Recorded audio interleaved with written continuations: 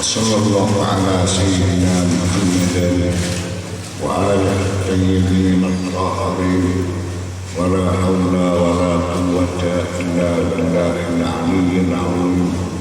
رب اشرح لي صدري ويسر لي أمري واحلل عقدة من لساني يفقهوا قولي برحمتك يا أرحم الراحمين. Rabbi zidni ilma warzuqni fahma.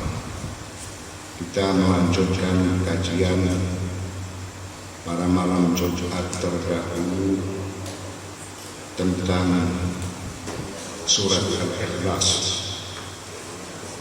Al-Qummi menjelaskan turunnya surat Al-Ikhlas disebabkan orang-orang Yahudi datang kepada Rasulullah sallallahu alaihi wasallam lalu bertanya, apa penisbatan Tuhanmu?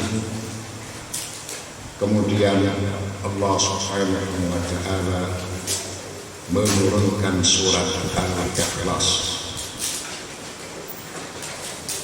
Semua para nabi dan para rasul yang diutus oleh Allah Subhanahu wa taala menyeru kepada umat manusia atau kepada kaum mereka masing-masing supaya manusia tidak menyembah kecuali hanya menyembah kepada Allah Subhanahu wa ta'ala. Waridun fi qawlihi ta'ala innal hukmu illa lillahi amara an la ta'budu illa iyyahu dzalika ad-dinul qayyim. Hukum itu hanyalah milik Allah Subhanahu wa ta'ala. Ya Allah telah memerintahkan agar kamu tidak menyembah selain Dia. Itulah agama yang lurus. Maka semua para nabi mengajak manusia untuk menyembah kepada Allah Subhanahu wa ta'ala serta mematuhi hukum-hukum yang telah ditetapkan oleh Allah Subhanahu wa ta'ala. Hukum-hukum tersebut meliputi perintah-perintah Allah dan larangan-larangan Allah. Sesembahan la ma'budu bihaqqin illallah. Tidak ada yang wajib disembah kecuali Allah Subhanahu wa ta'ala. Tentu meliputi pokok-pokok agama. Karena tauhid sebagai pokok agama urutan pertama, yaitu melakukan sesembahan serta pengabdian dan percaya bahwa Allah Subhanahu wa ta'ala adalah zat yang esa. Zat tersebut adalah zat yang adil. Keadilan didahulukan dari sifat-sifat Allah yang lain. Karena Dia Allah Subhanahu wa ta'ala tidak ingkar janji. Dan Dia Allah Subhanahu wa ta'ala tidak menganiaya para hamba. Lalu salah satu dari makna keadilan Allah Subhanahu wa ta'ala, Allah itu pasti memberi bimbingan kepada manusia, memberi petunjuk kepada manusia. Dengan dasar tersebut, maka Allah Subhanahu wa ta'ala mengutus para nabi dan para rasul, lalu menurunkan kitab-kitab suci kepada mereka untuk memberikan bimbingan dan petunjuk yang berupa syariat, meliputi hukum-hukum dan perintah-perintah Allah serta larangan-larangan Allah. Allah berfirman surat Al-Hadid ayat 25, laqad arsalna rusulana, sesungguhnya kami telah mengutus rasul-rasul kami kepada umat manusia. Tidak ada suatu umat, tidak ada suatu masyarakat kecuali Allah Subhanahu wa ta'ala mengutus kepada umat tersebut nabi atau rasul.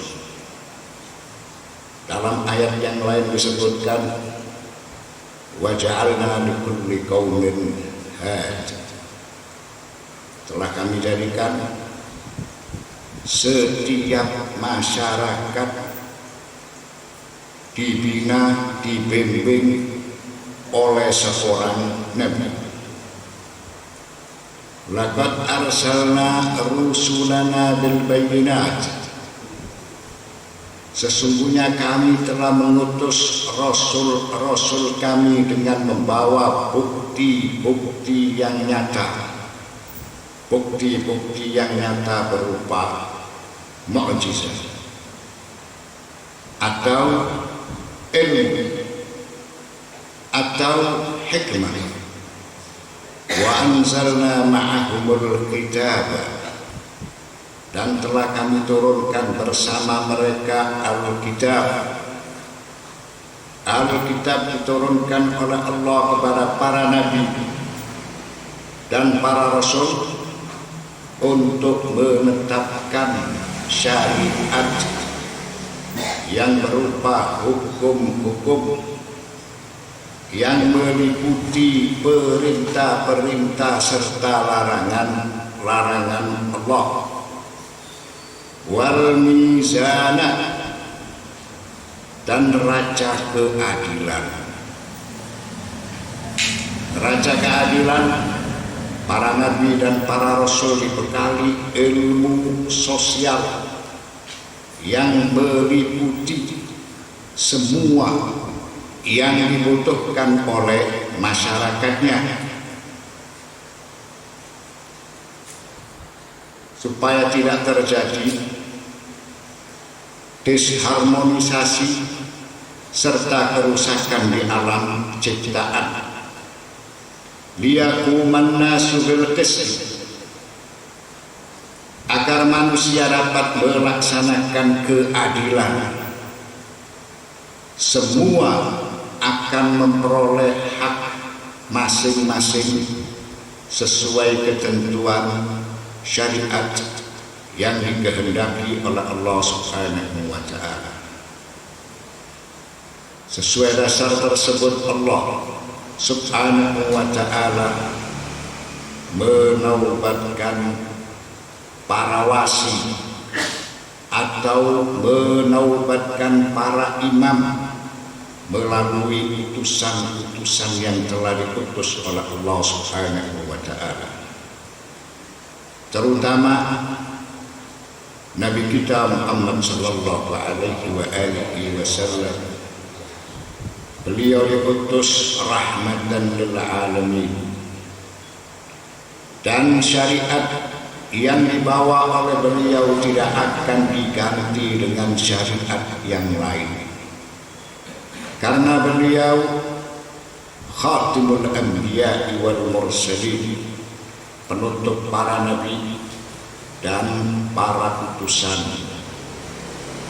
Maka para imam sebagai khalifah sepeninggal Nabi kita Muhammad sallallahu alaihi wasallam, supaya agama, syariat, hukum-hukum itu tidak diselewengkan, tidak ditambah atau tidak dikurangi.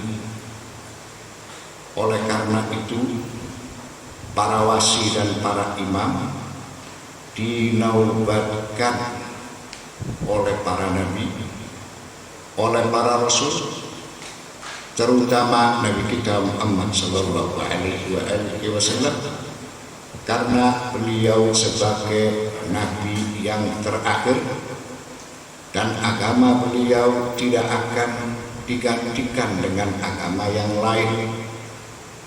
Para wasi dan para imam dinobatkan oleh Allah melalui Nabi Muhammad sallallahu alaihi wasallam supaya agama, syariat, hukum-hukum itu tidak diselewengkan, tidak ditambah atau tidak dikurangi.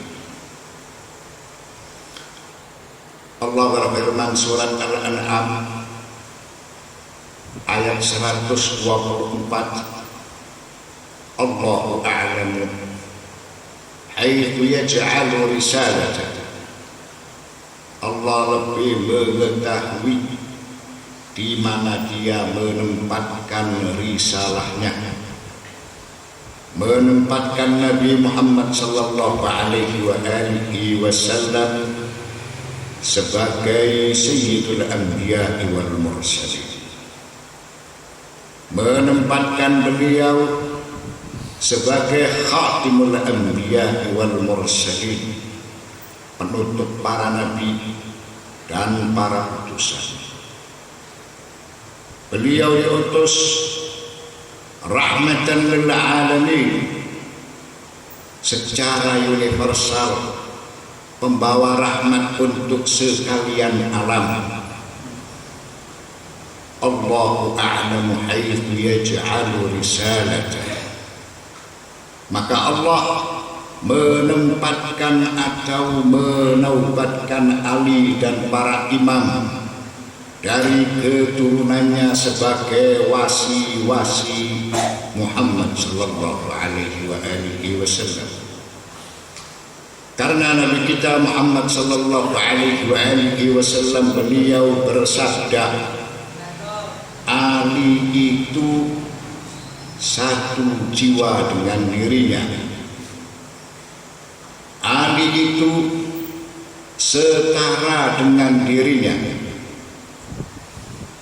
Ali itu sebagai saudaranya. Ali itu wazir, wasi dan khalifah sepeninggalnya.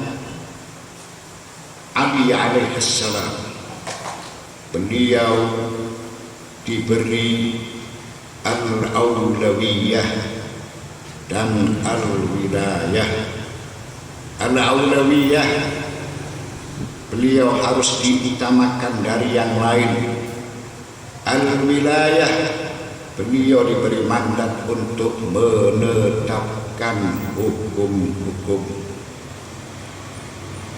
Setelah kita mengetahui masalah yang pokok adalah masalah tauhid,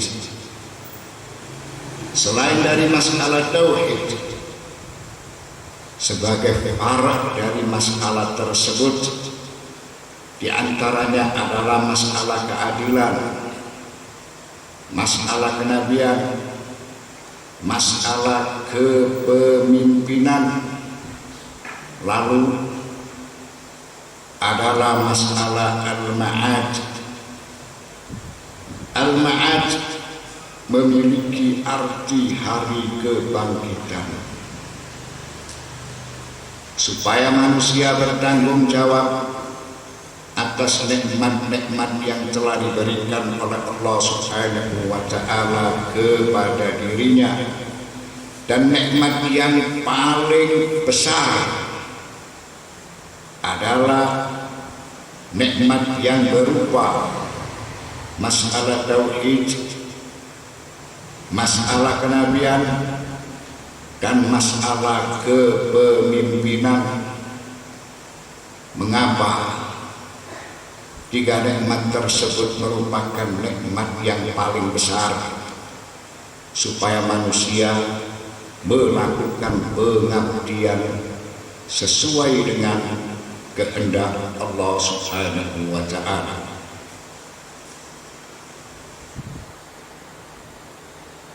Dalam Al-Kahfi, Al-Imam Ja'far As-Sadiq alaihi salam, beliau berkata bahwa orang-orang Yahudi bertanya kepada Nabi Muhammad sallallahu alaihi wasallam, "Sif lana rabbak,"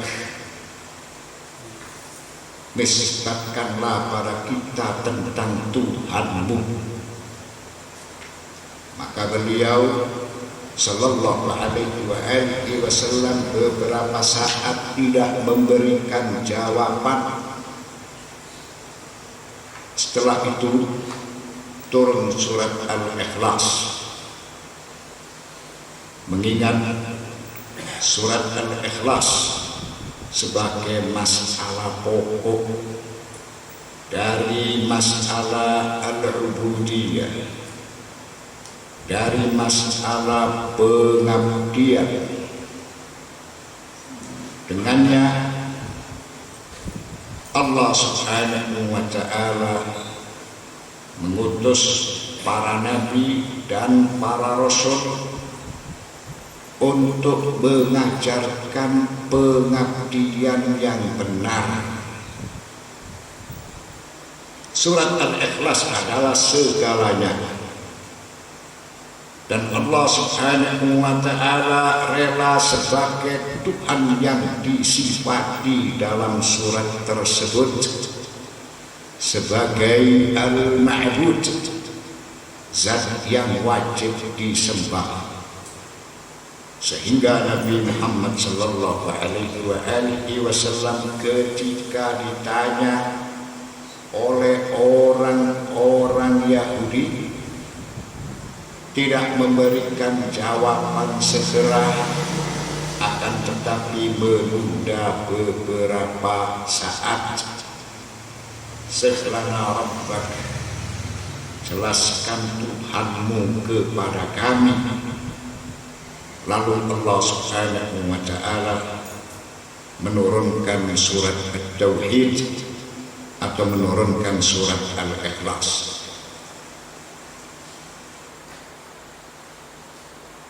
Nah, tunjukkanlah semua yang kami wahyukan dan ceritakan kepada mereka. Kandungan surat Al-Ikhlas berupa susunan huruf yang kami bacakan supaya hamba yang mendengar dan yang menyaksikan dapat memperoleh petunjuk. Allah Subhanahu wa Ta'ala memerintahkan supaya Nabi Muhammad sallallahu alaihi wasallam membacakan surat Al-Ikhlas dan menjelaskan huruf per huruf supaya manusia memperoleh petunjuk tentang ketuhanan yang esa dalam keyakinan atau sesembahan bahwa Dia adalah esa dalam zatnya, sifatnya, af'alnya, begitu juga nama-namanya. Allah berfirman surat Al-A'raf ayat 180. Walillahil asmaul husna fad'uhu biha. Allah mempunyai asmaul husna, nama-nama yang agung.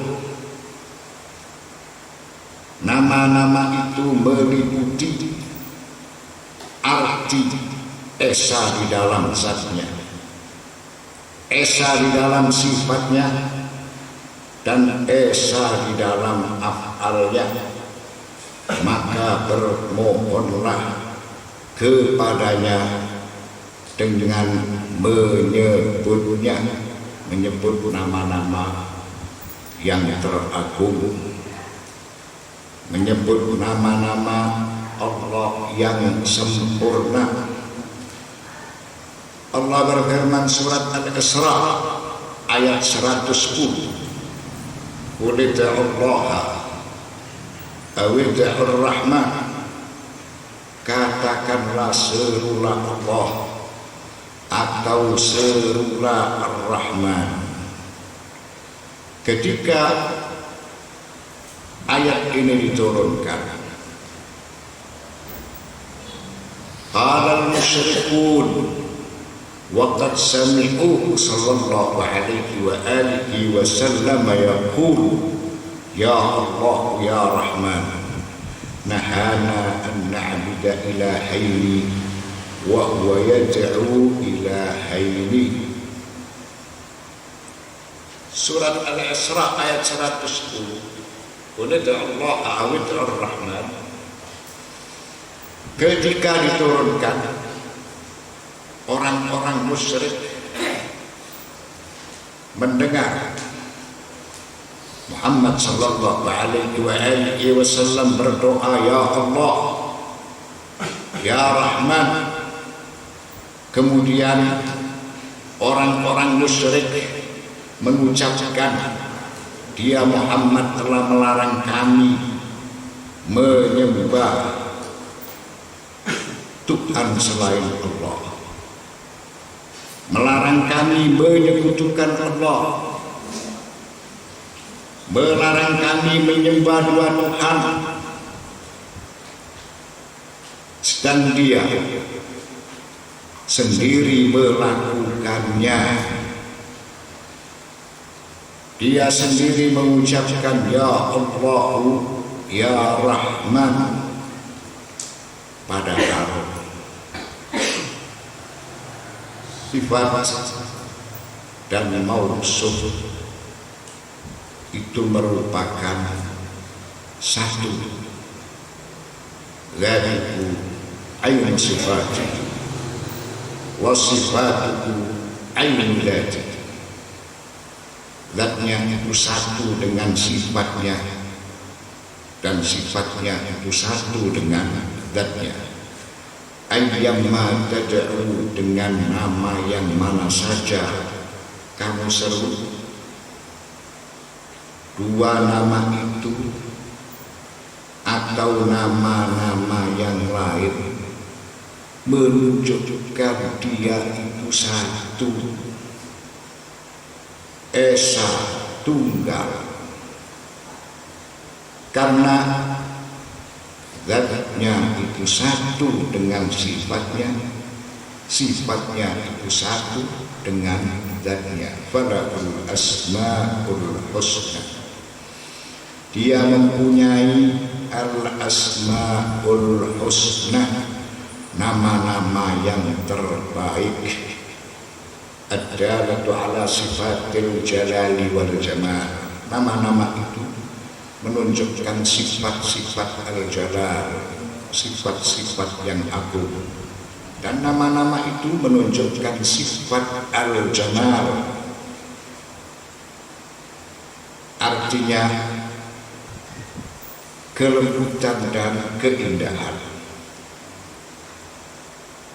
Allah berfirman surat Toha ayat 8, Allahu la ilaha illa huwa lahul asmaul husna. Dialah Allah Tidak ada Tuhan melainkan Dia.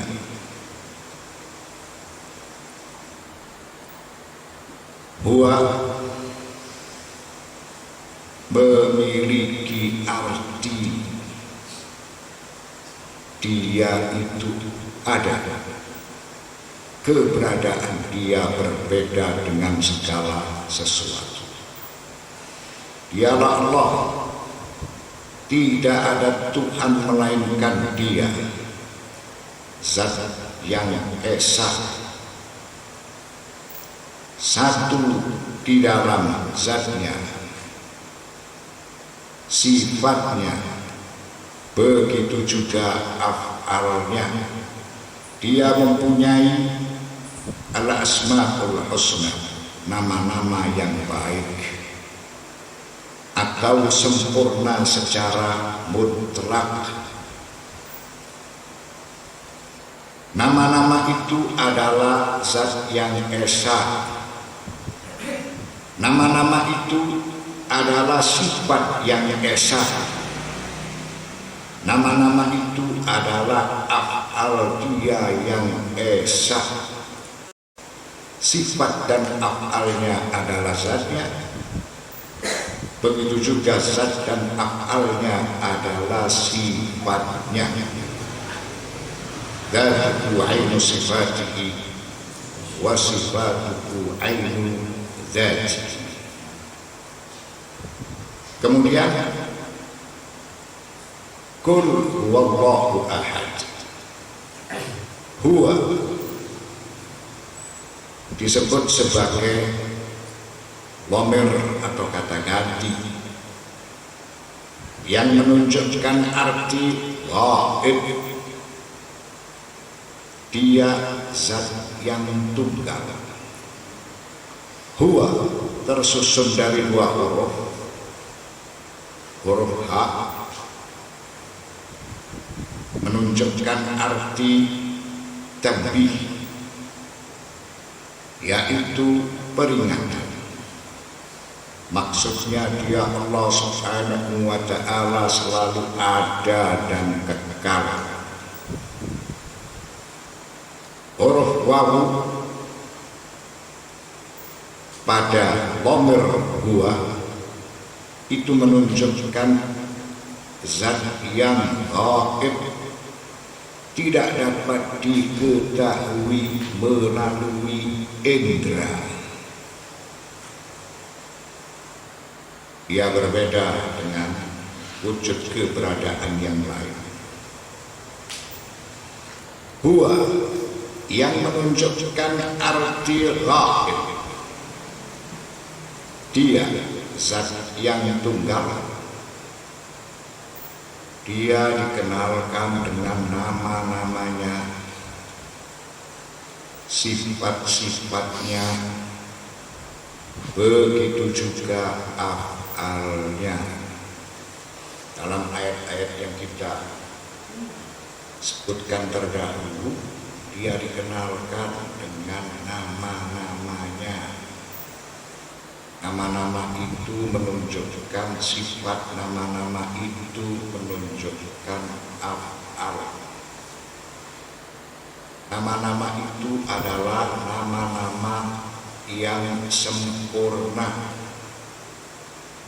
Nah, dalam suatu riwayat dijelaskan bagi yang menyembah nama dan makna, maka berarti telah menyekutukan Allah Subhanahu wa ta'ala. Bagi yang menyembah nama tanpa makna, maka berarti dia telah berbuat kufur. Bagi yang menyembah makna tanpa nama, maka berarti dia memiliki keyakinan yang benar. Jadi nama-nama itu semua sebagai media untuk menunjukkan maksud. Bagi yang menyembah makna tanpa nama, maka berarti dia memiliki keyakinan yang benar.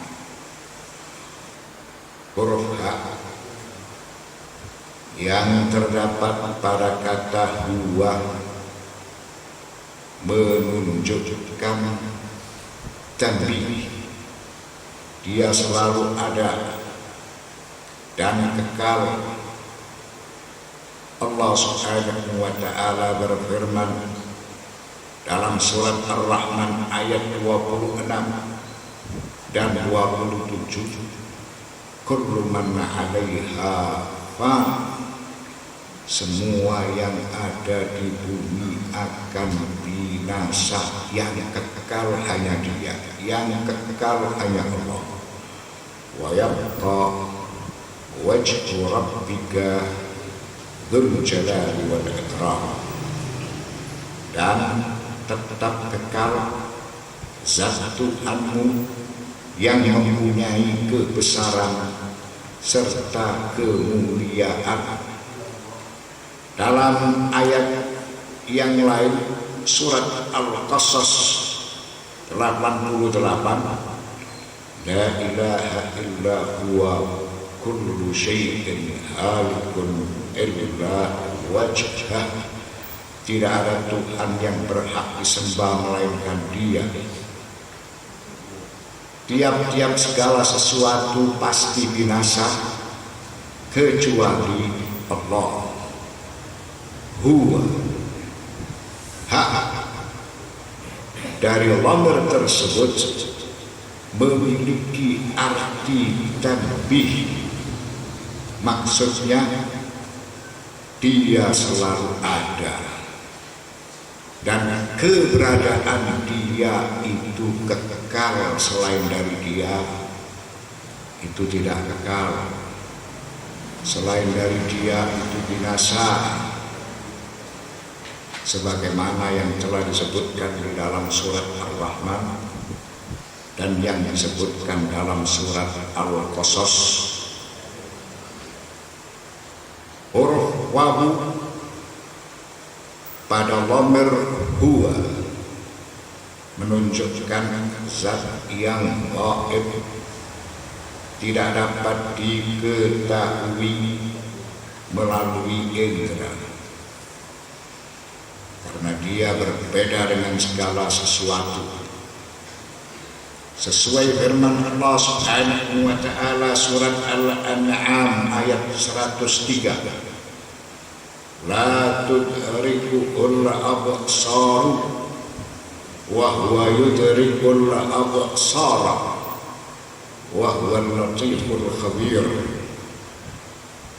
Dia Allah tidak dapat dicapai oleh penglihatan mata, sedang Dia dapat melihat segala yang kelihatan, dan Dialah yang maha halus lagi maha mengetahui.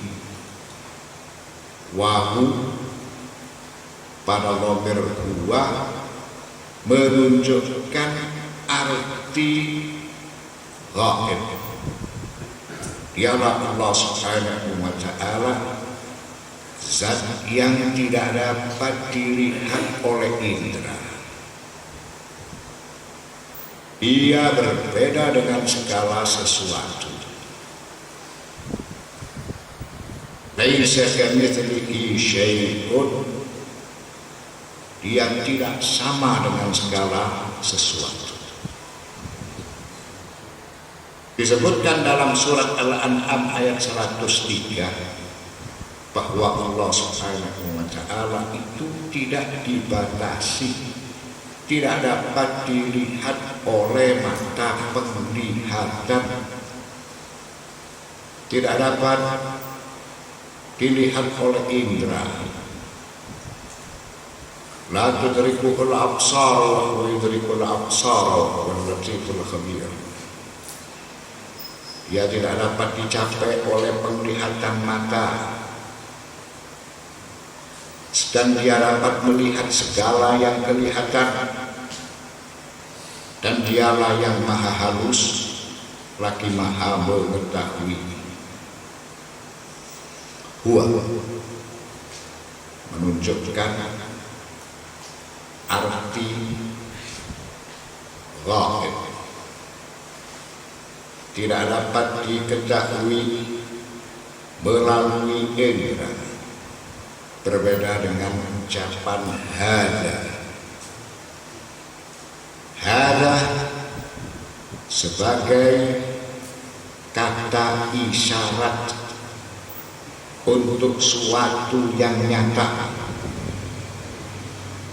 dan bisa dilihat oleh indera, sehingga indera bisa mengenalnya. Keterangan ini menjelaskan sesungguhnya orang-orang kafir atau orang-orang Yahudi menyebut Tuhan mereka yang dapat ditunjuk atau disifati dengan menggunakan hada, isim isyarat, hingga dapat dikenal oleh indera sebagaimana ucapan mereka, inilah Tuhan kami, yang dikenal dan dapat dirasa dengan indera kami. Jadi mereka tidak puas menyembah Tuhan yang tidak dapat dilihat, yang tidak dapat dirasakan, yang tidak dapat dibatasi oleh inderanya. Sesuai firman Allah Subhanahu wa ta'ala surat Az-Zumar ayat 3. Ala lillahi dinul khalisu alladzina ittakhadhu min dunihi awliya. Ingatlah hanya kepunyaan Allah, agama yang bersih dari syirik, dan orang-orang yang mengambil pelindung selain Allah seperti para penyembah berhala, seperti yang menjadikan Isa itu sebagai anak Allah, atau seperti yang meyakini Uzair itu sebagai anak Allah. Mereka berkata, ma na'buduhum illa liyuqarribuna ilallahi zulfa. Kami tidak menyembah mereka melainkan supaya sesembahan itu mendekatkan kami kepada Allah dengan sedekat-dekatnya. Ayat ini menjelaskan bahwa para penyembah berhala atau orang-orang yang menyekutukan Allah Subhanahu wa ta'ala tidak puas menyembah kepada Tuhan yang tidak dapat dilihat, maka mereka menyembah kepada para berhala atau yang lain. Itu memiliki alasan, ma na'buduhum illa liyuqarribuna ilallahi zulfa. Kami tidak menyembah sesembahan itu melainkan supaya mereka mendekatkan kami kepada Allah dengan sedekat-dekatnya. Rasa puas karena Tuhan yang disembah itu dapat dilihat. Nah,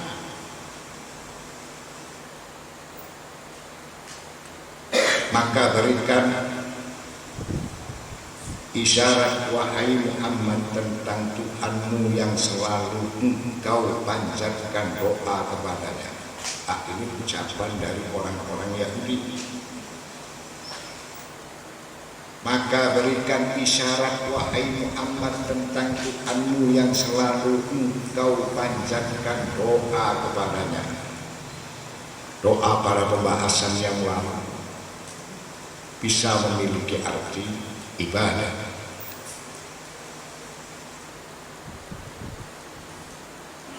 berupa sebutan nama atau sifat, sehingga kami mengenal dan melihatnya. Kami mengenal Tuhan dan melihat Tuhan yang kami sembah. Kemudian Allah Tabaraka wa Ta'ala menurunkan surat Al-Ikhlas. Qul huwa, katakanlah dia, huwa kata ganti atau dhamir yang tersusun dari dua huruf. Huruf yang pertama memberikan penjelasan bahwa keberadaan Allah adalah zat yang kekal, sedangkan huruf wawu menunjukkan bahwa zat tersebut itu tidak sama dengan segala sesuatu. Wassallallahu ala sayyidina Muhammadin wa alihi at-tayyibin wal tahirin walhamdulillahi rabbil alamin. Ada yang ditanyakan, silakan.